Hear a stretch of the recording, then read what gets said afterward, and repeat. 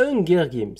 Hunger Games, Hunger Games, Hunger Games. Je vous avoue que j'ai un rapport tout particulier avec cette saga. J'ai découvert le premier alors que j'étais tout jeune adulte, le film s'adressait déjà quasi plus à moi. Mais je me souviens l'avoir défendu face à ceux qui sombraient dans la facilité de critiquer un film pour adolescents. Car ce film pour ados parvenait à créer un univers très identifiable et plaisant à parcourir. Puis le deuxième fut aussi ma première projection presse. J'étais venu dans l'idée de rétablir une injustice. Ce n'est pas parce que c'est une saga pour ados que ça en fait un mauvais film. J'avais des arguments et plein de bonne volonté, et ils se sont tous envolés devant le cirque qui était ce film. Puis, si j'en crois mon compte Sens Critique, j'ai vu le troisième volet de cette saga, mais oh là là, j'en ai aucun souvenir. J'ai donc abandonné la saga, et je n'ai jamais connu la fin de cette révolte à laquelle j'avoue ne jamais avoir cru. Puis voilà qu'un nouvel opus titille ma curiosité. Apparemment, on suit l'enfance du grand méchant pour comprendre comment il est devenu grand méchant, et surtout on en apprend un peu plus sur la création et l'institutionnalisation des Hunger Games. Un film tout entier basé sur le concept de nous faire gober la cohérence d'un système complètement absurde. Je vous avoue que ça m'intéressait. Alors Hunger Games, la balade du serpent et de l'oiseau chanteur, met en scène la 10e édition des Hunger Games où de jeunes gens de districts différents s'entretuent jusqu'à ce qu'il n'en reste qu'un. C'est ainsi que notre héros, Snow, doit coacher Lucy Gray qui sera envoyée dans l'arène. Et puis c'est l'amour, les problèmes, le monde est terrible et c'est...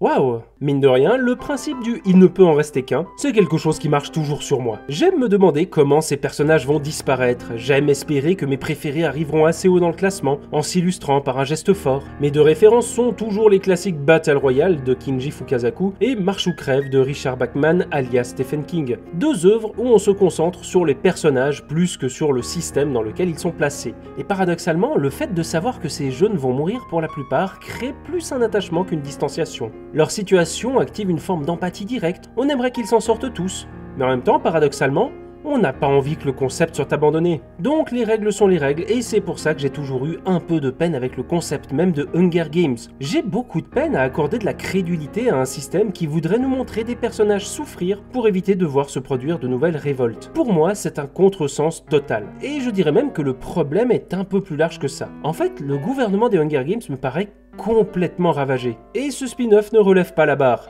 Ici, nos jeunes diplômés doivent coacher les prochains participants des Hunger Games. Ça sort un peu de nulle part, mais d'accord. Alors en quoi cela consiste? À discuter 1 heure avec et leur demander de faire de leur mieux.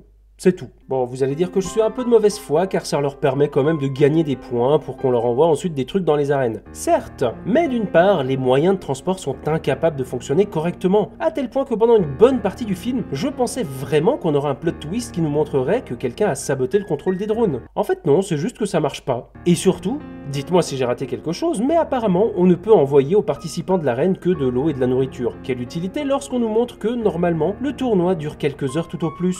Et c'est pas un peu bizarre qu'on applique les propositions d'amélioration des jeux formulées la veille par un participant de ces mêmes jeux? Je vous jure que j'ai encore beaucoup d'exemples, mais ceux-ci sont suffisants pour souligner le principal problème que j'ai avec cet univers. Il n'est pas cohérent, j'y crois jamais. Et ce manque de cohérence fait que tout ce qu'il entreprend s'effondre un peu sur lui-même. Comment croire à l'importance de ces jeux lorsqu'on en change les règles avant le début, qu'on triche au milieu et qu'on expédie la fin à coups de bombe à serpent? C'est sur cette base que le film semble vouloir porter un discours politique. Et vraiment, je trouve que c'est un angle intéressant, mais pour moi, si le film veut critiquer un système, il faut déjà que ce système soit crédible. Parce que là, j'ai constamment l'impression que le film échoue dans tout ce qu'il cherche à me montrer. Et pas seulement à cause de la cohérence de son univers, mais aussi, et c'est encore plus grave, à cause de sa réalisation. Je ne m'attarderai pas sur l'incapacité qu'a le film à produire un sentiment épique lors de ses scènes d'action, mais juste de la façon dont il met en scène ses personnages. Au début, à la première confrontation des futurs diplômés, je trouvais les cadrages plutôt intéressants. Cette contre-plongée qui donne de l'importance à ces jeunes lauréats, sur un fond de décor certes un peu vide, mais à l'architecture quand même plaisante. Ça commençait plutôt bien, puis plus rien en fait. La caméra réservera ses gros plans à nos deux jeunes héros amoureux, tout le reste doit disparaître. Ah non, c'est pas vrai, des fois il y a Tyrion en gros plan au-dessus, comme ça, voilà. Mais on donne tellement peu de place ni d'importance à tous les autres personnages que ça nuit vraiment à la lecture du récit. Par exemple, les Hunger Games sont interrompus suite à la mort d'un jeune diplômé. Un jeune diplômé qui nous est introduit en début de film, puis qu'on voit effectivement visiter l'arène au moment de l'attentat avec un plan. Et après, pouf, disparu, on ne le revoit plus. Il m'a fallu attendre l'annonce de sa mort pour déjà le reconnaître, mais en plus comprendre que cet attentat avait eu un impact réel sur ses personnages. Mais c'est encore plus flagrant avec les participants des Hunger Games. Les personnages sont transparents, presque littéralement, à tel point que ça devient un running gag de voir des visages vaguement aperçus dans des scènes précédentes réapparaître sans raison et sans que cela ait un grand intérêt. Ils déambulent dans l'arène comme des panneaux qui disent « Allez-y, tuez-moi ». Ils n'ont pas de personnalité, ils ne servent à rien, et la caméra les prive de toute mise en valeur. Un comble pour un film qui essaye de défendre la valeur de chacun. On n'a pas de gros plans, ils ont que très peu de répliques, quasi aucun trait distinctif, et même quand ils en ont, eh ben c'est pas utilisé. Ce qui fait que lorsqu'un de ces personnages se révolte et arrache un drapeau d'un mur pour faire un beau discours, ben moi plutôt que d'écouter ses envolées lyriques, je me dis « Mais il y avait un drapeau ici ?» Et lui, c'est qui en fait ? J'ai dit que ce concept de Battle Royale favorisait l'empathie envers la plupart des participants, mais pour cela, il faut que les participants soient des participants, et pas des figurants. Et c'est là le cœur du problème que j'ai avec cette saga. Je ne comprends pas son concept de base. Il me semble qu'elle a passé son temps à essayer de dépasser le concept du Battle Royale pour se hisser à des enjeux politiques plus larges. Mais déjà ça marche pas, pour toutes les raisons que j'ai évoquées et plus encore. Ah, je vous ai dit que je trouvais les méchants affreusement stupides. Je me souviendrai toujours de cette idée brillante du 2 où les méchants faux. Oh non, Katniss est devenue un symbole, comment éviter la révolte? Je sais, faisons-la passer encore plus à la télé et augmentons son audience. Bref, ça marche pas pour plein de raisons, mais aussi, ce qui est intéressant dans le concept, c'est pas vraiment comment il a pu être mis en place, mais plutôt les situations qu'il crée. À aucun moment, il ne me semble intéressant d'essayer de rendre crédible le concept du Battle Royale. C'est un concept qui n'a pas besoin d'être crédible pour fonctionner, et c'est quand on essaye de le rendre crédible qu'il ne fonctionne pas. C'est pour ça que Battle Royale le film, comme Marche ou Crève, ne s'étendent pas là-dessus. Il le justifie avec un message politique qui se suffit à lui-même, puis c'est le jeu lui-même qui permet de produire le discours. C'est dans le jeu que les œuvres se concentrent et développent vraiment leur univers et leur message.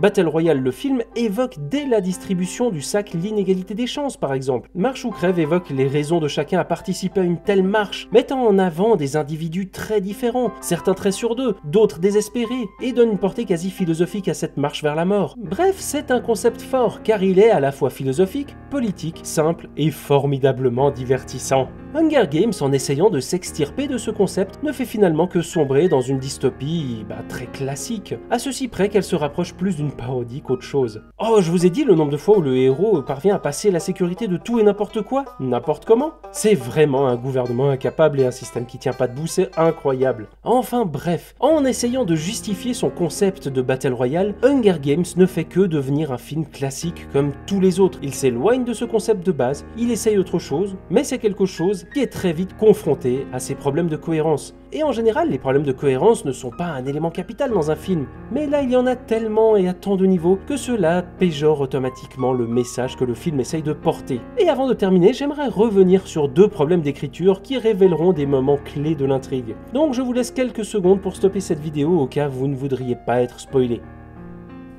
Inspirez par le nez et expirez par la bouche.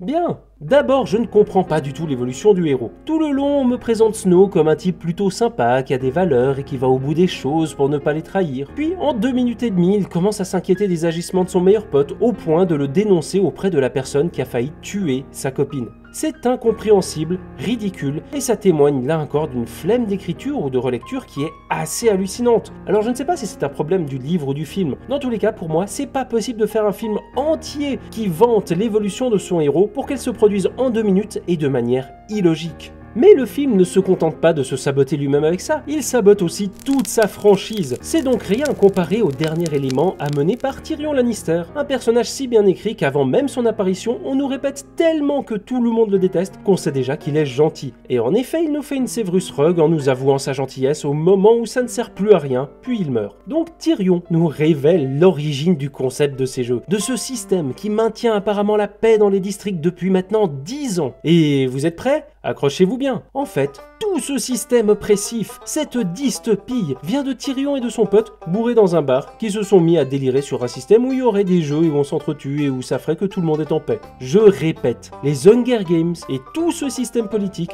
ont été inventés par deux mecs bourrés dans un bar. Bref, Hunger Games reste cette espèce de saga un peu parodique pour laquelle je peux avoir une certaine sympathie, car je trouve ses problèmes parfois rigolos. Mais avec celui-ci, la blague est un peu longue. La faute à une phase de jeu où les ados s'entretuent, pas très passionnante, et surtout à une troisième partie aussi laborieuse qu'inintéressante. Donc désolé Hunger Games, j'ai réessayé, j'ai fait l'effort, je te jure. Mais je ne suis définitivement plus un ado, et tu essayes définitivement trop de me prendre pour un con. Et vous du coup, qu'est-ce que vous en avez pensé? Est-ce que vous auriez des explications aux problèmes que j'ai mentionnés dans cette vidéo, ou au contraire, le film vous a posé d'autres problèmes? N'hésitez surtout pas à me le dire, et je vous dis moi à très bientôt.